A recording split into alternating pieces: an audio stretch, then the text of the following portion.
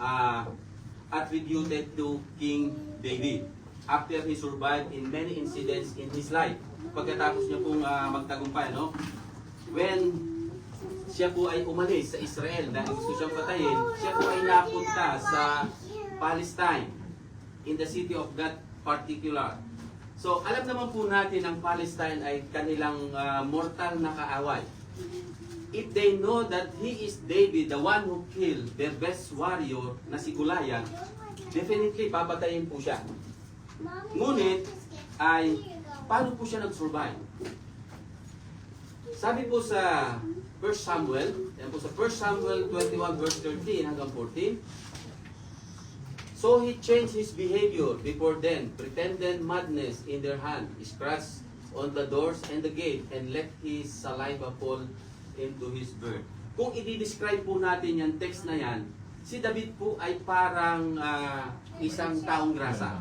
Siya po ay nagbaliw-baliwan para siya po ay maka-escape sa possible punishment ng kamatayan kapag siya po ay nakilala doon sa Palestine na siya yung pumatay kay Goliath. Kaya nga naman, sa isang hari, dadalhin mo sa isang hari ang isang taong grasa, ang reaksyon niya talaga, hindi niya tatanggapin. Kaya sa verse 14, sabi diyan, then Achish said to his servant, look at you, the man is insane when you have brought him to me. So, ang initial reaction niya, tanggalin niyo siya sa aking harapan. Kasi possible, mabaho din siya. So, inalis po siya doon nung kanyang hari, pinag-utos siya na alisin siya sa kanyang harapan. David escaped in a possible death of execution. Bakit po? Dahil ba magaling siya makipaglaban? Hindi. Dahil siya po ay hindi nakalimot sa ating Panginoon. Even in his difficult time, lalo siyang nagtiwala sa ating Panginoon. Kaya nga po, ang ating pong title, A Life of Continual Praise, the Happiness of Those Who Trust in God. Masaya po ang buhay kapag tayo po ay nagtitiwala sa ating Panginoon. At para po tayo ay makapagpatuloy na magbigay papuri sa ating Diyos, meron po yan kadahilanan. Ano ba ang mga dahilan? Ano ba ang mga karakter ni David? Bakit siya nakapagpatuloy magpuri sa Diyos? Kahit siya po ay nandun sa nakabingit ng kanyang kamatayan. Dapat po ay meron tayong we have faith and trust in God.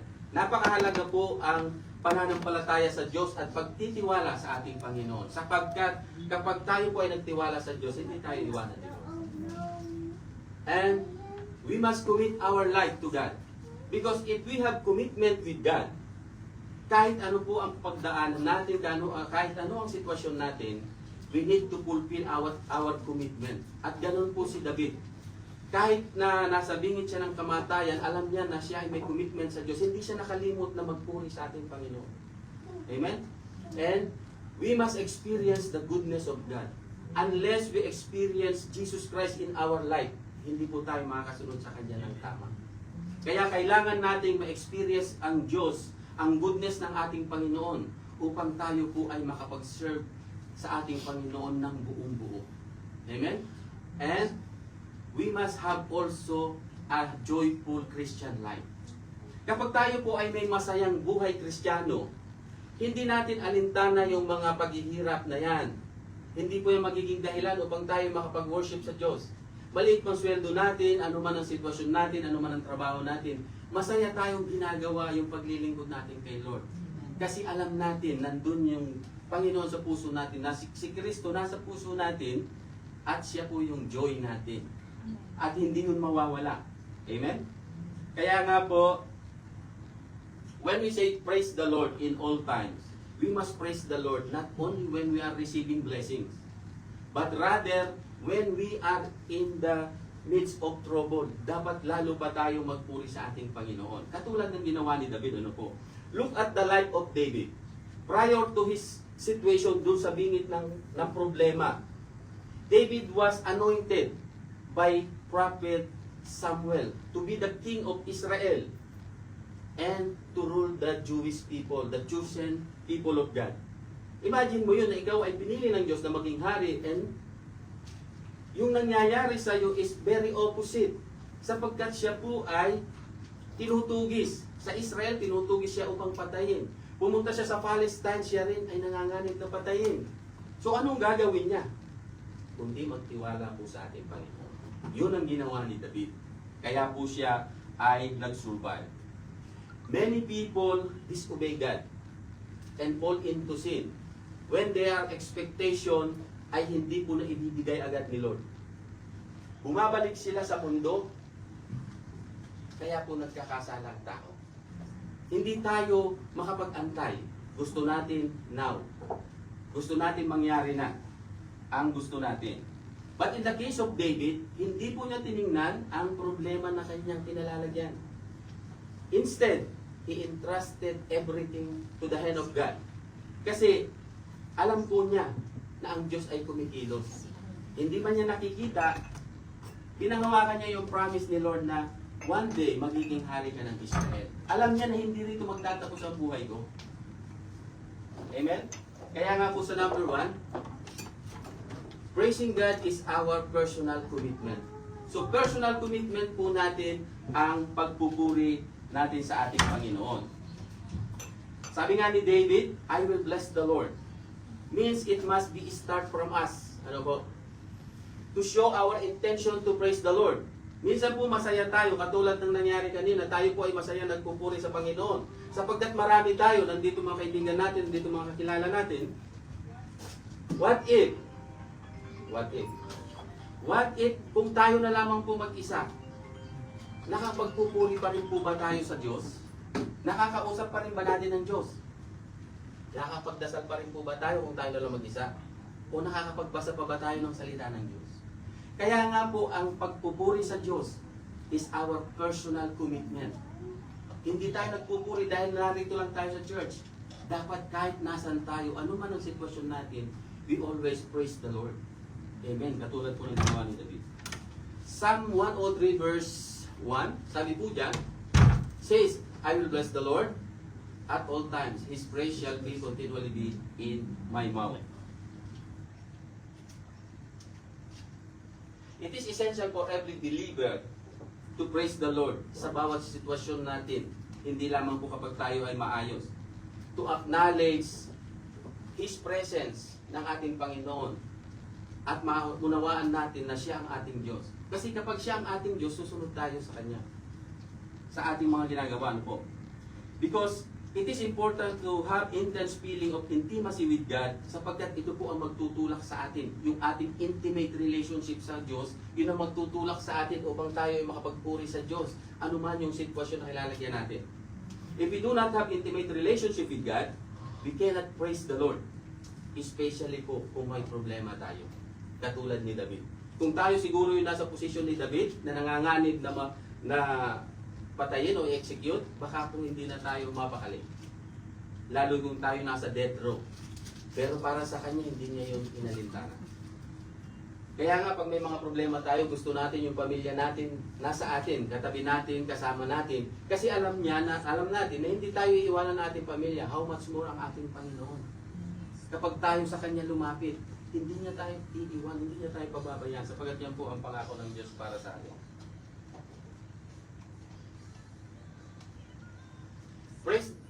Praising God is our personal response. Amen? Sapagkat David's personal response sa kabila ng kanyang mga hinaharap is to praise the Lord.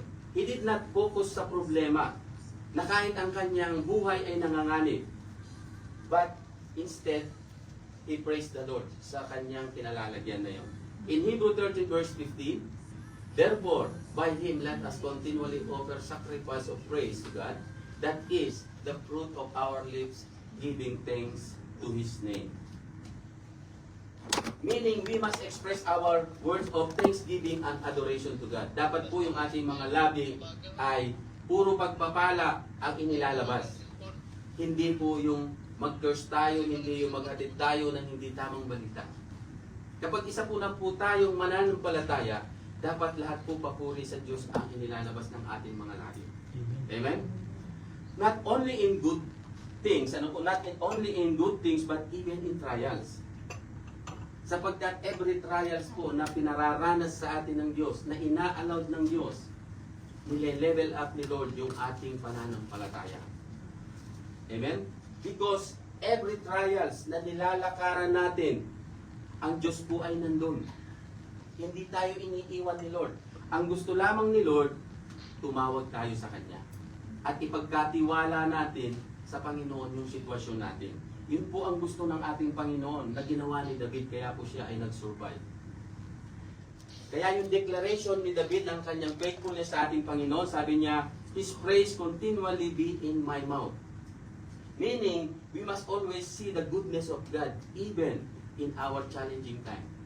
Kahit po mahirap, dapat pinagkakatiwalaan natin ng Lord. As we see the life of King David, he always praised the Lord in every circumstances sa kanyang buhay, even his fear and desperation. Hindi po nawala ang pagpupuri niya sa Panginoon. At alam natin ang Panginoon kung paano siya mag-response sa mga faithful servant ng Diyos. Ano po? We know that God is always faithful. Even sometimes we are not faithful. Ang Diyos ay hindi nagbabago, siya po ay nanatiling faithful. Sa kanya lalo na sa mga kanyang mga faithful servant. And he showed his faithfulness to David, prinotektahan po ng Panginoon si David. At iniligtas niya sa kanyang mga kaaway. Next. Number 2, praise the Lord at all times. Meaning that we fully dependent on God. Ano po sa Panginoon, acknowledging Him that we cannot do nothing. Wala po tayong magagawa kapag tayo po ay malayo sa ating Panginoon. Amen? This is how David expressed his commitment and allegiance to God. Ang patuloy na pagpupuri sa Kanya. In Psalm 115 verse 18, But we will bless the Lord from this time forth and forevermore. Praise the Lord. Forevermore, ibig sabihin, it is our endless commitment sa ating Panginoon, yung pagpupuri. Hindi po yan natatapos, ano? When God found us and ginawa niya tayong children, when we become a children of God, doon nag-start yung tamang pagpupuri natin sa Diyos. At dapat yun po ay hindi nahihinto. Patuloy tayo magpupuri sa Diyos, ano man ang sitwasyon natin, until Jesus Christ will come. Dapat po ganun ang ating buhay bilang isang Kristiyano. That's how King David expressed his thanksgiving to glorify the Lord. Isinulat po ni King David ang libro nung sa Psalm after niyang is makasurvive doon sa mga pagsubok na kanyang pinagdaanan upang ipakita that God is a sovereign power na hindi walang makakatalo kay Lord kapag tayo po ay nagtiwala sa Kanya. David proved that God never abandoned His promise. No? To His people, lalong-lalo na po yung mga nagtitiwala sa ating Panginoon. Para kay David at para sa ating lahat, wala pong dahilan upang tayo ay hindi makapagpuri sa Diyos. Nasasabihin natin, busy tayo, sasabihin natin, ganito ako, ganon ako, may ganito ako. Hindi po yung magiging dahilan. Kung i-compare natin yung sitwasyon natin ngayon, i-compare natin sa sitwasyon ni David noon, malayong malayo, pero siya ay patuloy na nakapagpuri sa Diyos. Amen? Wala pong nagpe-persecute sa atin ngayon, pero ganun pa man, dapat nandun palagi pagpupuri natin kay Lord. Praise the Lord in our good times. Praise the Lord in good times. This is what usually people must do. Ano po? Every time we receive blessing, dapat po ay pinasasalamatan natin ang Diyos, the one who gives us blessing. Hindi po yung tao na ginamit sa atin. No? Dapat palagi sa Diyos po ang ating papuri. Ano? Huwag tayong ma-overwhelm doon sa mga bagay na na-receive natin. Huwag tayong tumutok lang doon sa mga natanggap natin. We must acknowledge God in every accomplishment na nakuha natin. Ano po? And we must give it to God. Ang Diyos lamang po, hindi yung tao na ginamit ni Lord para ma-achieve natin yung mga pagpapala na yun. Hindi po masama na i-recognize yung mga taong ginamit ni Lord. Hindi masama na i-appreciate natin yung mga taong ginamit ni Lord. Ano po? Pero yung unahin sila kaysa sa ating Panginoon, questionable po yun. Dapat palaging si Lord ang nauuna po sa buhay natin. In Deuteronomy 8 verse 10, when you have eaten and are full, then you shall be blessed the Lord your God for the good land which He has given you. Kapag tayo ay nabusog sa mga pagkain natin, hindi natin masasabi sa sarili natin na ako naman ang bumili niyan. No? Kung hindi binigay ni Lord yung lupa na pinagtaniman nung kinain mo, wala. So si Lord pa rin lahat. Lahat si Lord palagi. Lahat ng anong natatanggap natin, si Lord palagi. Amen? We should know the importance of gratitude and remembering God's faithfulness. For we are just stewards sa mga bagay na meron tayo. Tagapangalaga lamang po tayo. Hindi natin pwedeng ipagmalaki yan. We are just the steward of all the blessings that God has given unto us. Ano po? Kaya po, be careful. Dapat alam natin kung paano ito i-handle. We must stay in our course. Towards the Lord. Because yung pagpapala niya, may purpose siya kung bakit binigay ni Lord. Dapat kung ano ang layunin natin before natin hinihingi pa lang yung bagay na yon. Nung na-receive na natin yung hinihingi natin, dapat we are still the same. The same purpose, the same po ang ating layunin dapat. Hindi tayo magbago. Amen? Sapagkat, do not let these things to be the reason of our spiritual downfall. Huwag po natin itong hayaan na ito maging dahilan upang tayo malayo kay Lord. No? Causing to you to change your priority. Na baka kapag na-receive mo na yan, mag-iba na yung priority mo sa buhay. Mag-enjoy ka na ng sobra doon sa pagpapalang natanggap mo. Dapat po hindi tayo ganun, ano?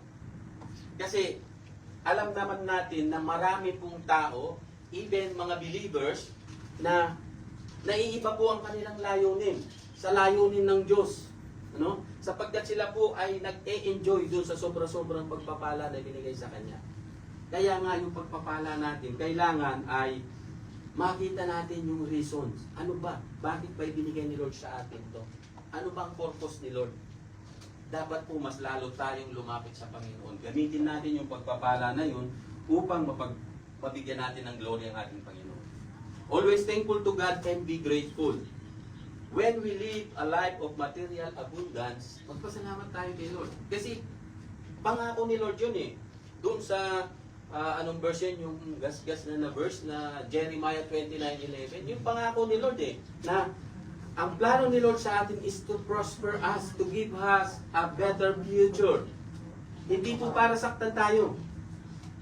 Hindi masama na mag-enjoy doon sa blessings ni binigay ni Lord, no? Pero wag nating kalimutan si Lord na nagbigay ng mga blessings na yun. Instead, lalo tayong lumapit sa Kanya. Amen? Next, praise the Lord in hard time. Kung kaya natin magpuri na tayo ay sagana, dapat kaya din po natin magpuri na tayo ay nasa sa hard time natin. We should not only praise the Lord in our good time, ano po, even in our hard time. Ibigay natin. Kaya nga sabi ni David, I will praise the Lord in all circumstances. Therefore, it is essential for every believer to have a strong foundation sa ating Panginoon. Kasi kapag meron po tayong strong foundation sa ating Diyos, sa ating Panginoon, wala pong unos na makapagpabagsak sa atin. Sapagkat alam natin, naiintindihan natin na itong pinagdadaanan ko na to is dadaanan ko lang to. Aalisin ako ni Lord dito. Amen? Kaya po, dapat palagi nating naiintindihan na ang Diyos nandiyan palagi sa atin. In Acts, katulad po nung maalala natin sila, Paul and Silas, in Acts 16 verse 25 and 26, sabi po dyan, about midnight, Paul and Silas were praying and singing hymns to God. And the prisoners were listening to them. Suddenly there was a great earthquake, so that the foundation of the prison were shaken, and immediately all the doors were opened, and everyone's chains were loose. Imagine nyo po yan, Paul and Silas was not in ordinary prison cell. They were in the dungeon. Ano po ba yung dungeon? Yung dungeon na yun, kung mayantanda po natin, that is the prison underneath, below the ground. Katulad ng mga kulungan before. So imagine that kung anong kalalim yung kulungan na yon. So very limited yung oxygen. And they were suffering for discomfort. Pero yung discomfort nila na yon ay hindi nila inalintana. No, even they are in their hard time, nagawa pa rin nilang mag-pray, nagawa nilang magpuri sa Diyos. Amen? Because they trust the Lord. At alam nila na nasaan man sila, no? Ano man ang sitwasyon nila, hindi ito makakapigil para purihin nila ang ating Panginoon. So, iyon po ang ginawa nila. And in response doon sa kanilang ginawa, ang Diyos po ay hindi lang nakatingin sa atin, no? Sumasagot po ang Diyos. God displayed His power. God used Paul and Silas' prayer and praise to bring deliverance not only for them to be out from prison, but it gives salvation doon po sa jail guard. And not only to the jail guard, but even to his entire family. So imagine niyo po, kapag tayo ay nagpuri sa ating Panginoon, ay ang Diyos po sumasagot. Kaya mga kapatid, meron man tayong hindi magandang sitwasyon sa ngayon, hindi man natin gusto yung proseso ng Diyos na ginagawa niya sa ating buhay. Hayaan po natin, ang gusto ng Diyos, magtiwala tayo sa proseso niya. Katulad ni David, bilang isang itinalagang magiging hari sa susunod na sa Israel. Deserve niya mag-complain eh. Pero hindi niya yung tiningnan. Kasi ipinagkatiwala niya ang lahat sa proseso ng ating Panginoon. Hindi lang sa anumang sitwasyon, dapat po palagi, lahat. Kaya, bilang isang mananampalataya, dapat we have a life of praise, full of praise. Living a life of praise. Dapat po ganyan ang ating pamumuhay bilang isang mananampalataya. Meaning that to live is our opportunity to serve and praise the Lord. For us to do, para po magawa natin yun, ay kailangan natin i-forsake ang mundo.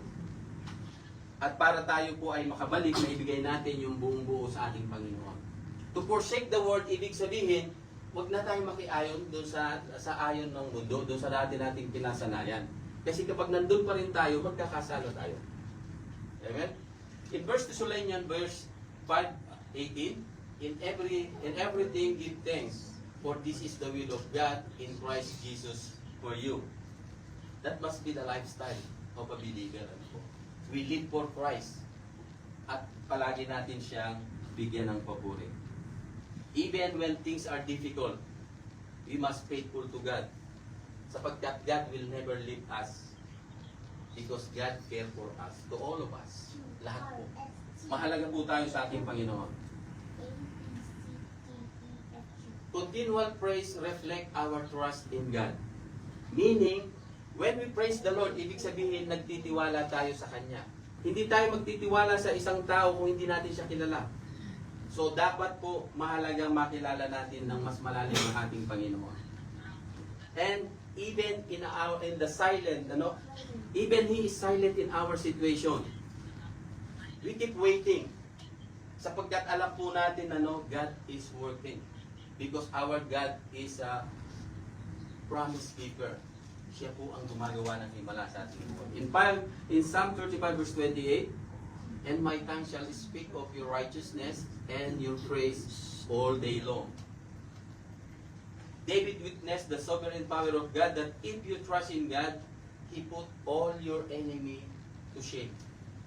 Kaya po yung mga anumang problema natin kinasasangkutan ngayon, anumang sicknesses na meron tayo, gawayan ni Satan. Inallowed man yan ng Panginoon, pero kapag tayo po ay pinagkatiwala natin yan kay Lord, all his enemy will put to shame. Tatanggalin yan ni Lord. And healing will come sa atin po. Amen? At lahat ng sitwasyon natin, alisin tayo dyan ng ating Panginoon. Katulad po ni David, David never regret sa kanya pong naging sitwasyon, sa kanyang mga paghihirap. Hindi po siya nag-complain to his suffering. Hindi po niya yung inalintana. Bagkus ay ipinagkatiwala niya sa Diyos yung kanyang sitwasyon. Because he anticipated na God will do sa kanyang sitwasyon. Alam niya na babaguhin ni Lord yung kanyang sitwasyon at aalisin siya doon sa kanyang kinalalagyan. Bilang po mga faithful servant ng ating Panginoon, katulad ni David, gusto lang ng Diyos na mag-endure tayo doon sa ating pananampalataya sa Diyos.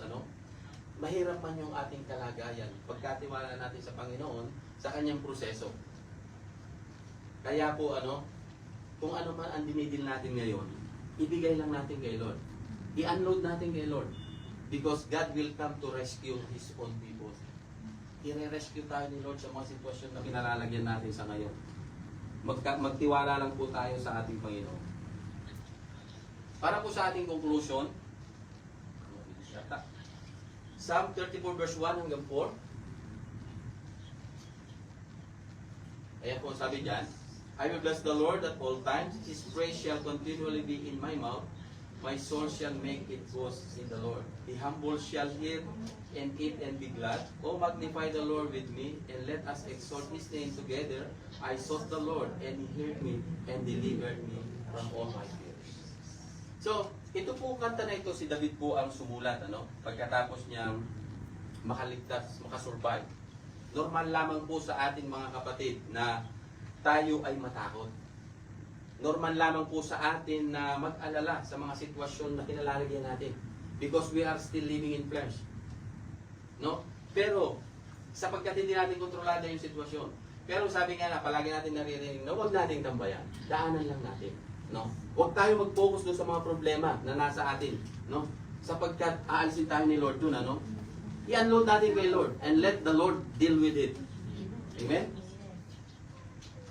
The life of David and how he trusts the Lord, it may give us encouragement. Ano po?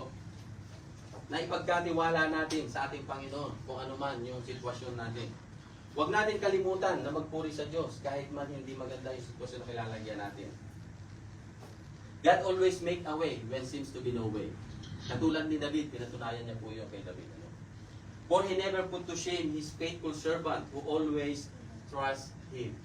Kaya nga po mga kapatid, kung ano man ang sitwasyon natin, hindi man ito pabor sa atin sa ngayon, huwag po tayong matakot.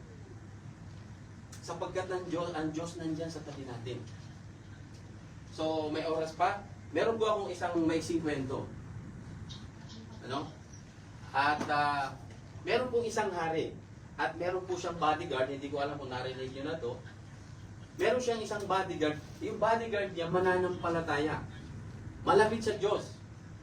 So pag nakikita niya yung hari na nalulungkot o may problema, sinasabi niya, lahat ng problema may dahilan ng Diyos. Huwag ka sabi niyang matakot. Lahat yan ay inaalaw ni Lord. One day, inaya siya ng hari na sila ay mangaso. Nang nasa kagubatan na po sila, sinugod yung hari ng isang tigre. Pero mabilis yung bodyguard, binaril niya yung tigre at napatay niya. Pero bago pa man mabaril yung tigre, nakagat ng tigre yung daliri ng hari. Then, ang sabi po ng kanyang bodyguard, praise the Lord, sabi niya. Praise the Lord. Napakabuti ng Diyos. Nagalit po yung hari. Praise the Lord, naputol yung daliri ko. So umuwi po sila sa kaharian at sinabi niya doon sa kanyang mga tauhan, ikulong niyo siya, sabi niya. So sa madaling salita, pinahulong ng hari yung bodyguard niya. Nung gumaling na yung kanyang daliri, isinama niya yung kanyang isang bodyguard, nangaso uli sila. So hindi nila namalayan na nandun na pala sila sa gitna ng kagubatan.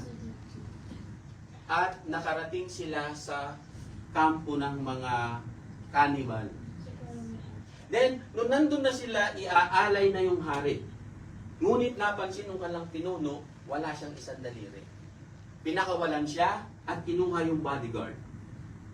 Umuwi yung hari sa kaharian at diretso pinatawag niya yung kanyang dating bodyguard, pakawalan niyo siya at dalhin sa akin, sabi niya.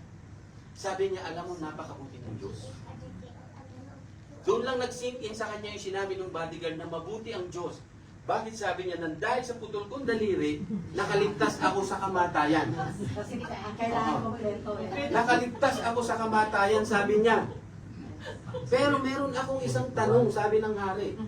Kung talagang mabuti ang Diyos, bakit inallowed niya na ikaw ay ikulong po samantalang malapit ka sa Diyos? Sabi niya, sabi po ng bodyguard, alam mo, ako po ay nagpapasalamat pa rin sa Diyos. Sapagkat kung hindi mo ako ikinulong, ako yung isinalang doon, ako ang inialay. Kaya mga kapatid, kaya mga kapatid, hindi man maganda yung sitwasyon natin sa ngayon.